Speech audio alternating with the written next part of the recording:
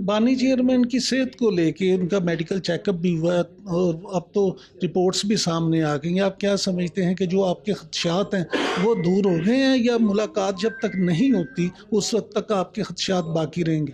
जब तक हमारे अपने डॉक्टर्स जो हैं वज़ीर-ए-आज़म इमरान खान साहब से नहीं मिलते और उनकी रिपोर्ट्स नहीं चेक करते, तब तक हम लोग उसको एक्सेप्ट नहीं करेंगे।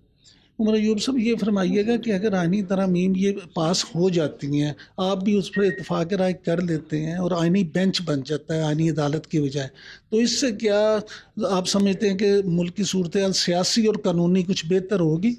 नहीं, हम लोग तो अपनी डायरेक्शंस हैं वो वज़ीर-ए-आज़म इमरान खान साहब से लेंगे।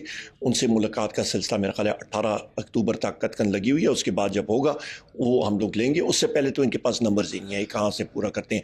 आए बाएँ शाइन कर रहे हैं, किसी के पास कोई मसवदा नहीं है। नहीं, अपोजिशन वाले तो कहते हैं कि हमने मसवदा दे दिया और उस पर इत्तफाक भी है, सिवाय PTI के बाकी सब जमातें मुत्तफिक हैं। PTI से या इनके पास स्ट्रेंथ है तो फिर लेकर के पास करें ना। तो फिर हमसे क्या पूछने की ज़रूरत है? करें सारे, इनके पास इतनी हुकूमत के पास स्ट्रेंथ है तो करें। फिर हमारे पीछे क्यों लगे हुए हैं? हमारे लोगों को 1 अरब रुपए मिनिस्टरशिप दे रहे हैं, किसी भी मुल्क में किसी भी करेंसी में वो ऑफरें कर रहे हैं, लोगों के ख़ानदानों को ज़दोकोप कर रहे हैं, लोगों को मार रहे हैं, 3rd डिग्री टैक्टिक्स इस्तेमाल कर रहे हैं। तो फिर ये क्यों कर रहे हैं? क्या इनके पास नंबर है तो? नहीं, लेकिन ये फरमाइएगा कि जो आप अभी इल्ज़ाम लगा रहे हैं 1 अरब रुपए और दुनिया की किसी भी करेंसी में, तो क्या आप ये कहना चाहते हैं कि हुकूमत खुद मनी लॉन्ड्रिंग में मुलव्वस है? बिल्कुल, ये तो है ही मनी लॉन्ड्रिंग में। आप देख लें, ये मैं कोई छुपी ढकी बात नहीं कर रहा। जुनैद खान हमारे MNA हैं, उनका प्रोग्राम आप देख लें, उनमें वाज़े तौर पे ये किया, उन्होंने बताया हुए हुकूमत खुल्लम खुल्ला इस वक्त मनी लॉन्ड्रिंग और इन ऑफर्स में लगी हुई है। नाज़रीन, प्रोग्राम व्यू पॉइंट में आज हमारे साथ मौजूद हैं उमर अयूब साहब, लीडर ऑफ द अपोजिशन हैं। उमर अयूब साहब, थैंक यू वेरी मच, आज आपने इतने मसरूफियत में हमें टाइम दिया। ये फरमाइएगा कि जो इस वक्त सूरत हाल है, आप क्या समझते हैं कि जिस तरह से ये हुकूमत ये आइनी तरमीम ला रही है, अब तो काफ़ी हद तक सुना इत्तफाक राय भी हो गया, तो PTI क्या समझती है, इससे वाकई मुल्क में कोई बेहतरी आएगी? बिस्मिल्लाहिर्रहमानिर्रहीम। सबसे पहली बात तो ये है जी कि इस वक्त मुल्क में फस्तायत है, और ये मैंने आज स्पेशल कमेटी के इजलास में खुर्शीद शाह साहब को भी ये बात बताई है, और मैंने लॉ मिनिस्टर से पूछा है कि ज़ैन कुरैशी साहब की अहलिया को रात पे उनकी गाड़ी से उतार के गैब कर दिया गया था, और उसके बाद हमारे मिक़दाद अली खान साहब वो गैब हैं, उनको अबडक्ट कर लिया गया है। हमारे इंतज़ार पंजोता साहब अबडक्टेड हैं, हमारे दाऊद शाह साहब अबडक्टेड हैं, हमारे बाकी साथी अबडक्टेड हैं। रियाज फतेहाना साहब के बेटे को कितनी बार उन्होंने अबडक्ट किया है। तो मैंने उनसे पूछा आज़म तारड़ से कि जी आप ये बताएं कि आप यानी कि शहबाज शरीफ और ये लॉ मिनिस्टर और इंटीरियर मिनिस्टर के हुक्म पे हो रहा है, और या उनके हुक्म पे नहीं हो रहा, तो फिर कौन कर रहा है? और जमहूरी अमल को ख़राब किया जा रहा है, और मेजॉरिटी है नहीं, और उसके हवाले से ये ज़दोकोप कर रहे हैं, प्रेशराइज कर रहे हैं। तो जब ये चीज़ होती है तो इसका मतलब है कि इनके नंबर्स पूरे नहीं हैं। ये बिल्कुल 2nd डिग्री और 3rd डिग्री कोर्सिव मेजर्स जो हैं वो इस्तेमाल करें, जिसको कोई जमहूरी माशरा वो उसको कंडोन या उसको कोई अच्छा नहीं कह सकता।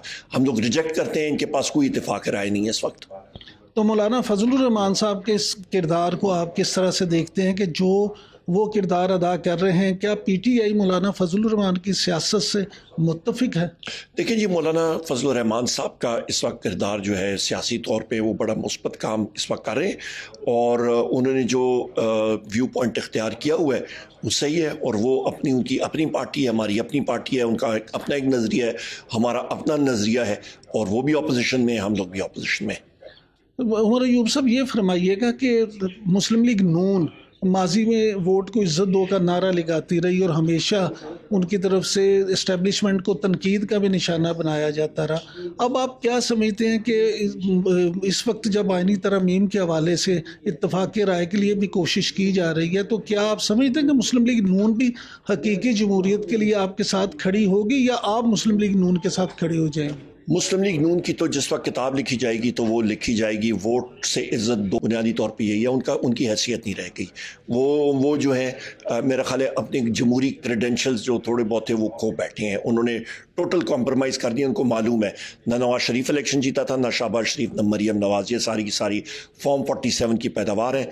और इनके अपने जो इंफॉर्मेशन मिनिस्टर पंजाब की हैं अज़मा, تو وہ کل یا پرسوں صحافیوں کو جھاڑ پہ لا رہی تھی کہ کسی نے مریم نواز کے سامنے کوئی سوال کیا تو وہ ان کے مالکان کو کال کریں گے اور ان کی نوکری جائے گی. تو یہ تو ان کی فسطائیت کا حال ہے. عمر ایوب صاحب یہ فرمائیے گا کہ آپ کے نزدیک پی ٹی آئی کے جو کچھ لوگوں کے بارے میں کہا جا رہا ہے کہ جی وہ جب ووٹنگ ہوگی تو اس ترمیم کے حق میں ووٹ دیں گے، تو آپ کیا سمجھتے ہیں کہ وہ صرف اتنی ہتھ کنڈوں کی بنا پہ ووٹ دیں گے یا کچھ لوگ ویسے بھی ان کے ساتھ مل گئے؟ جس کسی نے پارٹی کے ڈسپلن کو اور وزیر اعظم عمران خان صاحب کے ہدایات کو رد کیا وہ اپنی سیاسی قبر خود کھودے گا اور سیاسی جنازہ خود پڑے گا اور سیاسی طور پہ وہ اپنے حلقے میں میرا خیال ہے ختم ہو جائے گا. بانی چیئرمین کی صحت کو لے کے ان کا میڈیکل چیک اپ بھی ہوا ہے اور اب تو رپورٹس بھی سامنے آ گئی ہیں. آپ کیا سمجھتے ہیں کہ جو آپ کے خدشات ہیں وہ دور ہو گئے ہیں یا ملاقات جب تک نہیں ہوتی اس وقت تک آپ کے خدشات باقی رہیں گے؟ جب تک ہمارے اپنے ڈاکٹرز جو ہیں وزیر اعظم عمران خان صاحب سے نہیں ملتے ہیں اور ان کی رپورٹس نہیں چیک کرتے تب تک ہم لوگ اس کو ایکسیپٹ نہیں کریں گے. عمر ایوب صاحب یہ فرمائیے گا کہ اگر آئینی ترامیم یہ پاس ہو جاتی ہیں، آپ بھی اس پر اتفاق رائے کر لیتے ہیں اور آئینی بینچ بن جاتا ہے آئینی عدالت کی بجائے، تو اس سے کیا آپ سمجھتے ہیں کہ ملک کی صورتحال سیاسی اور قانونی کچھ بہتر ہوگی؟ نہیں، ہم لوگ تو اپنی ڈائریکشنز ہیں وہ وزیر اعظم عمران خان صاحب سے لیں گے. ان سے ملاقات کا سلسلہ میرا خیال ہے 18 اکتوبر تک قطعاً لگی ہوئی ہے. اس کے بعد جب ہوگا وہ ہم لوگ لیں گے. اس سے پہلے تو ان کے پاس نمبرز ہی نہیں ہے، کہاں سے پورا کرتے ہیں. آئیں بائیں شائن کر رہے ہیں، کسی کے پاس کوئی مسودہ نہیں ہے. نہیں، اپوزیشن والے تو کہتے ہیں کہ ہم نے مسودہ دے دیا اور اس پہ اتفاق بھی ہے، سوائے پی ٹی آئی کے باقی سب جماعتیں متفق ہیں. پی ٹی آئی سے یا ان کے پاس اسٹرینتھ ہے تو پھر لے کر کے پاس کریں نا. تو پھر ہم سے کیا پوچھنے کی ضرورت ہے؟ کریں سارے، ان کے پاس اتنی حکومت کے پاس اسٹرینتھ ہے تو کریں. پھر ہمارے پیچھے کیوں لگے ہوئے ہیں؟ ہمارے لوگوں کو 1 ارب روپے منسٹرشپ دے رہے ہیں، کسی بھی ملک میں کسی بھی کرنسی میں وہ آفریں کر رہے ہیں، لوگوں کے خاندانوں کو زد و کوب کر رہے ہیں، لوگوں کو مار رہے ہیں، 3rd ڈگری ٹیکٹکس استعمال کر رہے ہیں. تو پھر یہ کیوں کر رہے ہیں؟ ان کے پاس نمبر ہیں تو. لیکن یہ فرمائیے گا کہ جو آپ ابھی الزام لگا رہے ہیں 1 ارب روپے اور دنیا کی کسی بھی کرنسی میں، تو کیا آپ یہ کہنا چاہتے ہیں کہ حکومت خود منی لانڈرنگ میں ملوث ہے؟